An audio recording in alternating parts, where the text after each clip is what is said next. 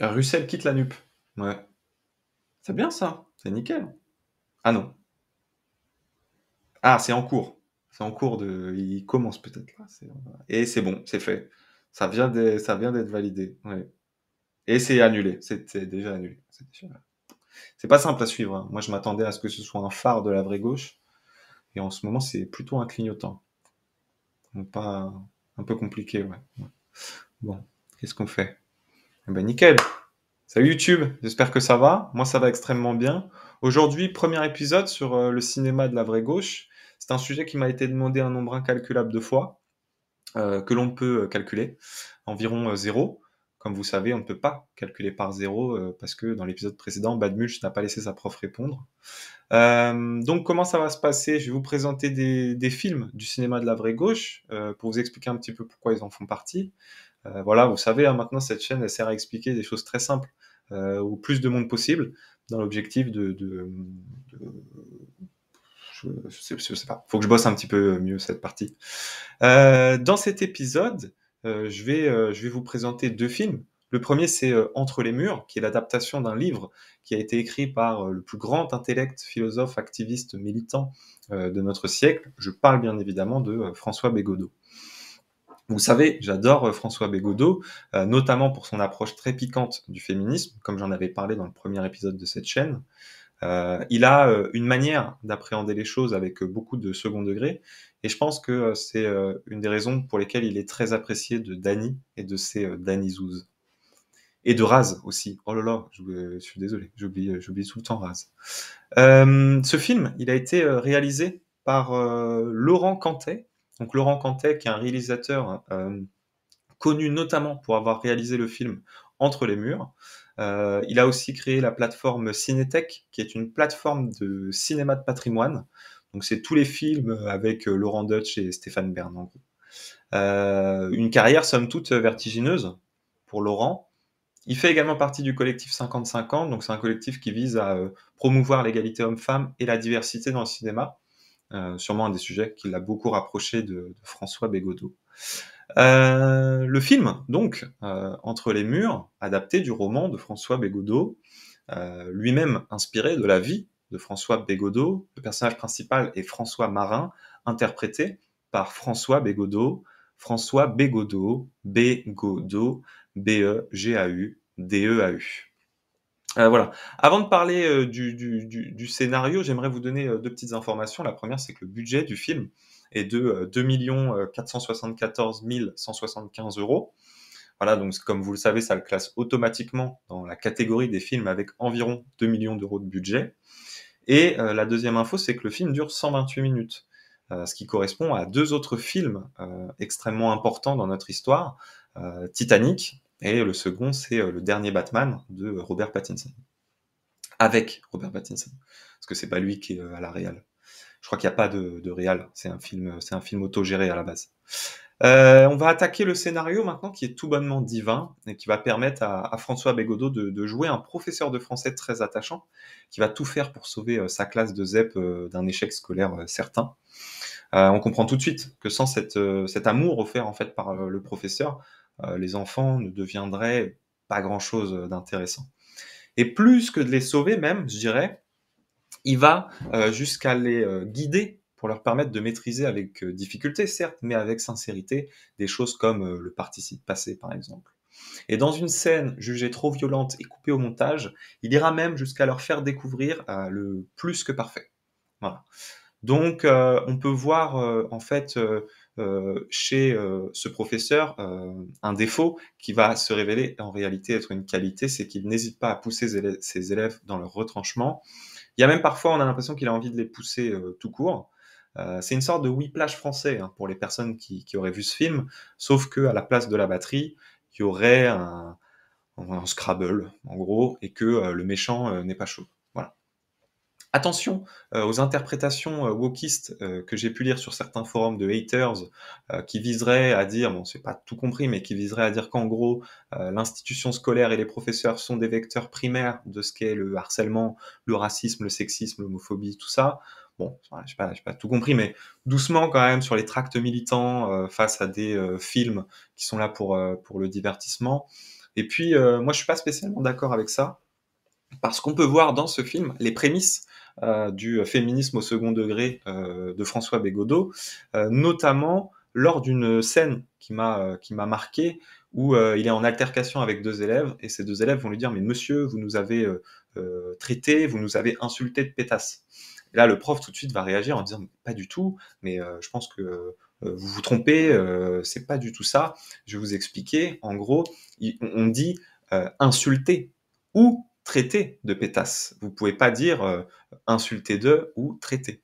Voilà, donc on voit tout de suite en fait comment ce professeur, et c'est tout son charme d'ailleurs, qui accompagne sans jamais juger, qui forme sans formater, qui abreuve d'astuces pratico-pratiques et qui nous offre un élan vital de réconfort dans ce jeu tempétueux qu'est l'adolescence, sans mettre de côté les circonvolutions d'un désespoir réaliste au sujet d'un futur de moins en moins palpable dans une société de plus en plus fascisante. Et dans ce film aussi, on peut voir le début de la calvitie de Bégodeau. Voilà, c'est une calvitie qui est très difficile à repérer et qui ne se voit que si on a accès au sommet de son crâne. Et je pense d'ailleurs qu'il a dû repérer sa calvitie en découvrant le film. Il y a énormément de calvitie dans ce film. Il aurait pu s'appeler Entre les chauves, je pense. Il y a un monsieur très chauve d'ailleurs au sein d'une réunion de profs qui va venir défendre l'augmentation du prix du café, de la machine à café qui est passée de 40 centimes à 50 centimes. Et il défend ça avec une telle véhémence qu'on a l'impression que chaque café acheté lui permet de faire repousser un cheveu sur le sommet de son crâne. Voilà. Le moment drôle du film pour moi, c'est lorsqu'un élève s'énerve en insultant toute la classe avec des insultes homophobes, racistes, sexistes, et que le prof décide de l'accompagner chez le proviseur, et qui dit au proviseur j'ai été obligé de l'exclure car il m'a tutoyé.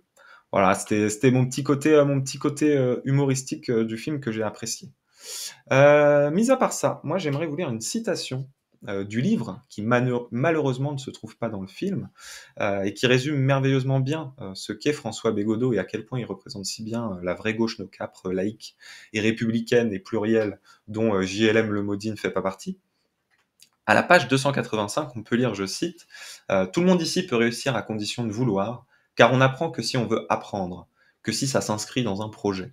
Voilà, donc c'est le professeur qui parle de ses élèves, et ça dit tellement de sa conception du réel et de sa volonté d'abandonner l'idéologie victimaire, comme le fait magnifiquement bien d'ailleurs le chanteur de variété rapesque S. Cheux, en disant quand on veut, on peut, et quand on peut, fiston, on doit. Sinon, le film se termine, lui, sur l'exclusion d'un élève de l'établissement, qui d'ailleurs sera peut-être renvoyé au Mali par son père à cause de cette sanction. Tout ça, ça rend triste vraiment beaucoup de monde, presque tout le monde, surtout les personnes qui ont voté oui à son exclusion de l'établissement, bien sûr. Mais cette année se terminera quand même sur un cours de français des plus complices entre profs et élèves, avec beaucoup de rigolades, et également sur un match de foot-ballon des plus endiablés, ce qui nous montre que tout peut être réglé par un match de foot-ballon, même les plus grandes discordes à l'Assemblée nationale. Et la transition est toute trouvée pour vous parler d'un autre film dans lequel on va pouvoir continuer dans le registre du personnage sauveur qui vient en aide à des gens démunis, des petites gens, des gens qui ne sont rien, que l'on peut croiser dans le métro d'ailleurs. Le métro, pas le magasin, hein, le métro là où se réunissent les anarchistes. Il me semble important donc de parler du film de Francis Ruffin, Merci Patron. Voilà, Merci Patron qui tire son titre d'une chanson humoristico-communiste, selon l'article de Wikipédia. D'ailleurs, ce terme n'est utilisé qu'une seule fois sur Internet, c'est dans cet article. Francis Ruffin, lui, de ce terme, n'a gardé que le côté humoriste, comme vous pouvez le voir dans beaucoup de ses interventions, et notamment dans sa conférence gesticulée, qui dure 3h30, soit environ 330 minutes, et qui s'intitule « Purée, on m'a cassé les couilles pour une machine à café, je suis choc-bars de baise ». Voilà. Le film a un budget de 150 000 €, donc ce qui correspond au budget surligneur de Cathédrale osseuse sur la période 2020-2021. Pour réunir cet argent, il a fait une campagne de financement via Usul. Voilà, donc qui entre son rôle de rhinocéros et son rôle de leader social-démocrate est apparemment également une plateforme de financement participative. Donc voilà, on en apprend un peu tous les jours. Petite anecdote, intéressante, à la sortie du film, il y a eu une avant-première, à Montpellier et c'était la première avant-première d'un film à Montpellier. Avant cette avant-première, il n'y avait jamais eu d'avant-première à Montpellier, pour la simple et bonne raison que si vous demandez à n'importe qui, où il voudrait, présenter, son avant-première, personne ne va répondre Montpellier et c'est bien dommage parce qu'avec ce genre de préjugés et d'intolérance, on n'aurait jamais eu l'avant-première de la lutte des classes dans les années 70, à Sochaux. Voilà. Il faut savoir que le film Merci Patron a été récompensé par César, donc ce qui signifie que Francis Ruffin a reçu un prix de la part de l'acteur du film Moi César, 10 ans et demi, 1,39 m, acteur qui joue également dans d'autres films comme Sans famille et Le fils de l'autre. Pas lui, du coup. Énormément de gens ont encensé le film, hein. Il y a eu notamment un article très positif du JDD. Par contre, aucun commentaire de la part de Mister JD, qui était sûrement trop occupé à trouver des secrets à propos de Mario Kart, et aucun commentaire non plus du grand JD, qui lui était probablement occupé à ne rien trouver du tout, absolument nulle part. Voilà. On a eu une critique dithyrambique de la part de Frédéric Lordon. D'ailleurs, j'invite Cathédrale Osseuse à se rapprocher de Frédéric, qui a, il me semble, quelques textes à surligner en jaune. Et une validation sans concession de la part de Gérard Filoche, qui a dit, je cite, quel film génial, je l'ai vu avec Pierre Ménez, que j'ai rencontré lors d'une formation soulevage de jupe et main au cul, on a bien rigolé. Voilà. Pour ce qui est de la partie adverse, le méchant du film, Bernard Arnault, lui, il a donné son avis au sujet du film durant une AG. Enfin, non, là, du coup, parce que comme c'est un rassemblement de riches, on dit Assemblée Générale. Les sigles, ça fait un peu pauvre. Donc, durant une Assemblée Générale de LVMH, Bernard Arnault, il a dit, je cite, il est difficile de donner un avis sur le film car je ne l'ai pas vu. Voilà. On peut très facilement conclure qu'il n'a pas vu le film et que c'est pour cette raison-là qu'il ne veut pas donner son avis. Voilà, j'essaie de traduire un petit peu parce que c'est pas forcément toujours accessible ce genre de discours quand on a la haine des riches. Malheureusement, je sais que vous l'avez. Donc dans ce film où Bernard Arnault est le méchant, eh bien Francis Ruffin lui est le gentil. Il va aider un couple de personnes qui travaillaient pour LVMH et qui a été licencié. Donc LVMH, le groupe de Bernard Arnault. Et ce couple a beaucoup de dettes et va peut-être perdre sa maison.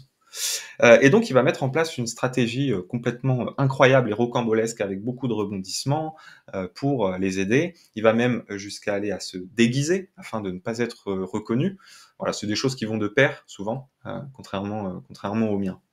Donc, on voit, grâce à ces astuces dignes du meilleur film, du meilleur épisode de la série Sherlock, celle avec Doctor Strange et le Hobbit, en fait, ils y arrivent, quoi. Il va permettre au couple de régler ses dettes et même d'obtenir un CDI chez Carrefour. Voilà, donc ce film, il fait énormément de bien. On ressort de la salle avec beaucoup de choses. On ressort avec la rage au corps, un sentiment de pouvoir gagner, et aussi un plan théorisé de A à B que l'on peut remettre en œuvre extrêmement facilement à la sortie du cinéma. Malheureusement, il faudra beaucoup de films, merci patron, pour pouvoir abolir le capitalisme. Il faut donc commencer maintenant. Je vous invite à aller à la fin de cette vidéo en bas de chez vous, dans la rue, essayer de trouver un pauvre et de créer votre propre Ocean Eleven afin de le sortir de la précarité. Voilà, c'est la meilleure chose que vous pouvez faire en ce moment, je pense. C'est terminé pour ce film, c'est terminé pour ces deux films. Merci d'avoir été au bout de ce premier épisode sur le cinéma de la vraie gauche. Je vous dis à la prochaine. Ciao YouTube. Bye bye.